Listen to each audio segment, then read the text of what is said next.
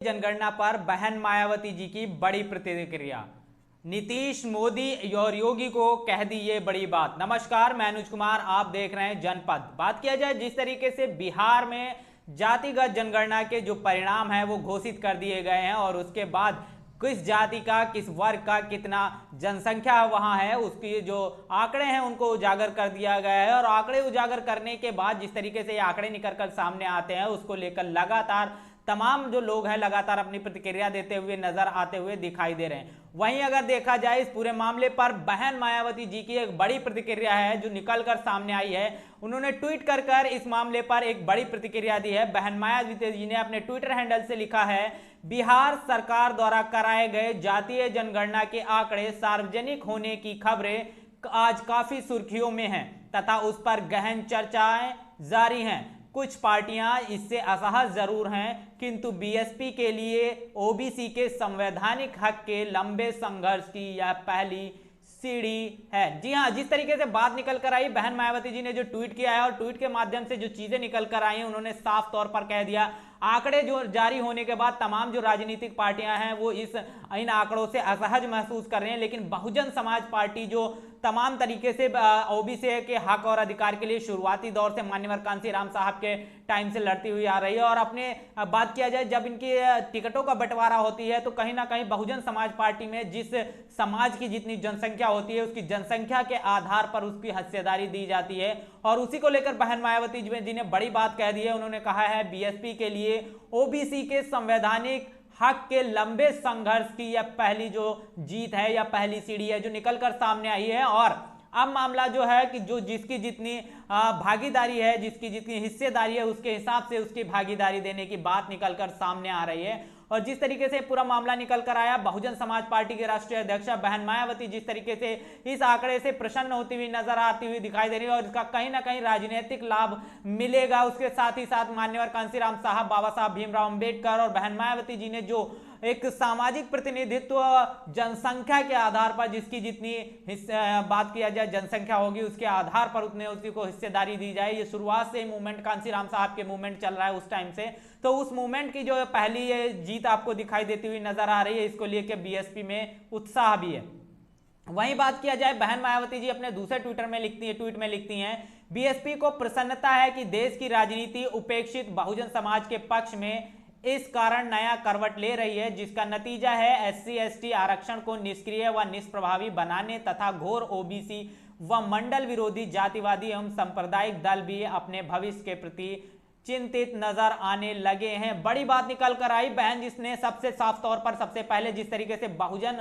समाज की राजनीति को लेकर जो आंकड़े सामने निकल कर आए हैं और इन आंकड़ों से जिस तरीके से बहुजन समाज पार्टी में प्रसन्नता है, बहन माया जी इसको लेकर प्रसन्न है। लेकिन इसके साथ ही साथ उन्होंने बड़ी बात कह दी कि एससी एसटी के जो आरक्षण की जो निष्क्रियता और निष्प्रभावी बनाकर जो सरकारें ओबीसी और मंडल के विरोधी जो जातिवादी और सांप्रदायिक जो दल थे वो उनको अब अपने भविष्य पे जो है कहीं ना कहीं चिंता जरूर नजर आने लगी है, क्योंकि ऐसी जो सरकारें होती हैं वो कहीं ना कहीं अपना राजनीतिक स्वार्थ साधने के लिए इन पार्टियों की इन जातियों की बात करती हैं, लेकिन जैसे ही शासन सत्ता में आती हैं इन जातियों को भूल जाते हैं, इनके हक और अधिकार को मारने का काम करते हैं, इनके आरक्षण पर प्रहार करने का काम करते हैं। तो बड़ी बात निकलकर सामने यही आ रही है साफ तौर पर, जिस तरीके से तमाम जो राजनीतिक पार्टियां हैं जो जातिवादी और सांप्रदायिक सोच रखती हैं उनको अपने भविष्य की जो है चिंता जो है कहीं ना कहीं सताने लगी है। और एससी एसटी के आरक्षण को जो निष्क्रिय और निष्प्रभावी बनाकर राजनीति करती थी, कहीं ना कहीं ओबीसी और मंडल विरोधी जो पार्टियां थी वो उनको अब अपने भविष्य की चिंता सता रही है। और इसको लेकर बहन मायावती जी और तमाम बहुजन समाज की राजनीति करने वाले लोगों में कहीं ना कहीं उत्साह भी नजर आता हुआ दिखाई दे रहा है। वहीं बहन मायावती जी अपने ट्वीट में लिखती हैं, वैसे तो यूपी सरकार को अब अपनी नियत व नीति में जन भावना व जन अपेक्षा के अनुसार सुधार करके जातीय जनगणना सर्वे अवलंब शुरू कर देना चाहिए, किंतु इसका सही समाधान तभी होगा जब केंद्र सरकार राष्ट्रीय स्तर पर जातीय जनगणना करार कर उन्हें उनका वाजिब जो हक है देना सुनिश्चित करेगी। बड़ी बात निकल कर आई जिस तरीके से बहन मायावती जी ने योगी सरकार या उत्तर प्रदेश सरकार पर जिस तरीके से हमला बोला, उन्होंने साफ तौर पर कहा कि उत्तर प्रदेश सरकार को अपनी नियत और नीति में जन भावना की अपेक्षा रखते हुए अब जो जातिगत जनगणना है जो उसको अब शुरुआत कर देना चाहिए। जिस तरीके से तमाम लोग लगातार जातीय जनगणना की मांग उत्तर प्रदेश में भी कर रहे हैं और उसी भावना का सम्मान करते हुए उत्तर प्रदेश सरकार को अब जातिगत जनगणना का शुरू कर देना चाहिए। इसके साथ ही साथ बहन मायावती जी ने यह कहा कि इसका अगर जो सही समाधान की बात किया जाए तो सही समाधान तभी होगा जब केंद्र सरकार राष्ट्रीय स्तर पर जातिगत जनगणना करवाएगी और जातिगत जनगणना करवा के जो जातियां हैं उनकी जो जनसंख्या है जनसंख्या के आधार पर उनके हक को सुनिश्चित करेगी, तभी जो है ये सारा मामला जो है निकल कर सामने आया और सभी उन जातियों को असली उनका हक मिल पाएगा। तो जिस तरीके से चीजें निकलकर सामने आई और जिस तरीके से बहन मायावती जी ने बड़ी प्रतिक्रिया दी, उन्होंने साथ ही साथ योगी और मोदी सरकार पर लगातार जो हमला बोला, उन्होंने साफ तौर पर कह दिया कि अब इन सरकारों को भी चाहिए कि केंद्र व उत्तर प्रदेश में तमाम जो जातिगत जनगणना है उनको शुरू कर देना चाहिए और जिसकी जितनी जनसंख्या है उसके अनुसार उसको हक और प्रतिनिधित्व दिया जाना चाहिए, जिससे राजनीतिक प्रतिनिधित्व और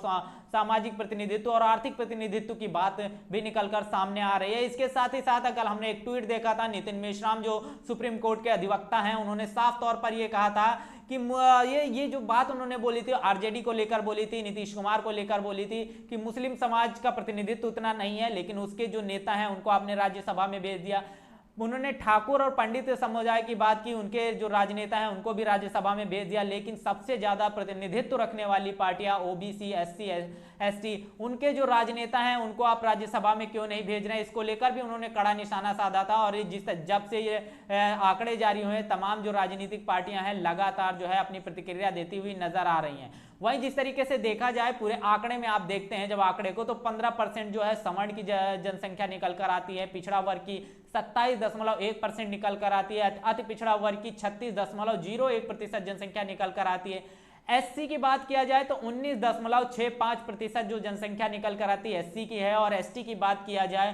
तो 1.68% जो जनसंख्या है वो एसटी के निकल कर सामने आ रही है। और जिस तरीके से बिहार के आप पुराना जो इतिहास देखेंगे तो वहां बहुजन समाज पार्टी का अच्छा वोट बैंक है और तमाम जो वर्ग समुदाय हैं, चाहे वो सवर्ण हो, चाहे वो पिछड़ा हो, चाहे अति पिछड़ा हो, चाहे एससी हो एससी, लगातार सभी समुदाय के लोग जो है बहुजन समाज पार्टी को वोट करते हैं वहां पर। और बहुजन समाज पार्टी जिस तरीके से ये आंकड़े निकलकर सामने आए हैं जहां पर एससी की पॉपुलेशन जिस तरीके से 19.65% और एसटी की पॉपुलेशन जहां 1.68% निकला, जो उसका कोर वोट बैंक है, उसके साथ साथ ओबीसी जिसके प्रतिनिधित्व की बात मान्यवर कांसीराम साहब करते थे, बहन मायावती जी उस मूवमेंट को आगे चला रही हैं। और लगातार जिस तरीके से महिला आरक्षण बिल की जब बात होती है वहां पे भी उन्होंने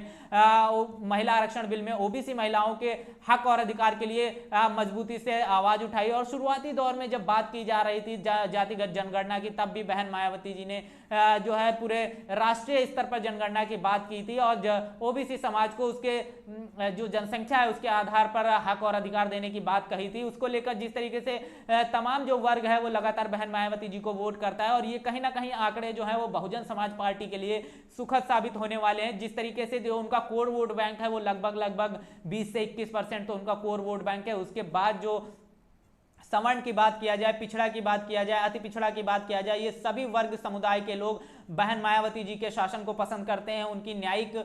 जो प्रक्रिया है उसको पसंद करते हैं, उनके जो भागीदारी देने की जो प्रक्रिया है वो उसको पसंद करते हैं। तो तमाम ये लोग भी इनको वोट करते हैं। और जिस तरीके से आप बहुजन समाज पार्टी की अगर आप देखते हो सीट बंटवारे को लेकर बात देखते हो तो सीट बंटवारा भी वो बहुजन समाज पार्टी में जनसंख्या के अनुसार किया जाता है। जिस समुदाय की जितनी जनसंख्या है उसके आधार पर ही उसको टिकट भी दिया जाता है। तो बहुजन समाज पार्टी जो ये राजनीति भी करती है वो कहीं ना कहीं सामाजिक, आर्थिक और राजनीतिक हक अधिकार समुदाय को उसके पॉपुलेशन के अनुसार देती हुई नजर आती हुई दिखाई। भारत देश की एकमात्र ऐसी पार्टी है जो सभी वर्गों का ध्यान रखते हुए उसकी जनसंख्या यानी उसके प्रतिनिधित्व के अनुसार ही उसको सीट अलाउट करती है। और ये पहली पार्टी भारत देश की है जो तमाम जो राजनीतिक पार्टियां हैं उनको आप देखते हो तो कहीं ना कहीं स्वार्थ या किसी न किसी हवाले से जाकर टिकट को इधर से उधर कर देती है। लेकिन बहुजन समाज पार्टी एकमात्र पार्टी है जहां पर आप देखेंगे तो आपको जिस जनसंख्या जिसकी जितनी जनसंख्या है उसके अनुसार ही उसको भागीदारी देती हुई नजर आती है। मान्यवर कांसीराम सुरहाद साहब ने जिस टाइम से मूवमेंट स्टार्ट किया और उस मूवमेंट के शुरुआती दौर से अब तक बहुजन समाज पार्टी की यही कार्यशैली रही है। और आंकड़े आने के बाद जिस तरीके से पूरा मामला निकलकर सामने आ गया है और जिस तरीके से तमाम जो वर्ग हैं अपना अपना प्रतिनिधित्व मांगते हुए नजर आ रहे हैं, इसको लेकर बहुजन समाज पार्टी काफी उत्साहित है, क्योंकि उसको कहीं ना कहीं राजनीतिक तौर पर जो एक फायदा होने वाला है और उसके साथ ही साथ मान्यवर कांसीराम और बाबा साहब के जो मिशन का वो भी पूर्ण होता हुआ दिखाई देता हुआ नजर आ रहा है। इस पूरे मुद्दे को लेकर जिस तरीके से बहन मायावती जी ने राष्ट्रीय स्तर पर जातिगत जनगणना की मांग कर दी है, उस पर आपका क्या कहना है? इस जातीय जनगणना पर आपका क्या कहना है? योगी और मोदी ये क्या जातिगत जनगणना करवाएंगे या नहीं करवाएंगे? इस पूरे मामले पर आपका क्या कहना है? कमेंट बॉक्स में अपनी प्रतिक्रिया जरूर दीजिएगा। बने रहिएगा जनपद के साथ, तब तक के लिए जय भीम, जय भारत।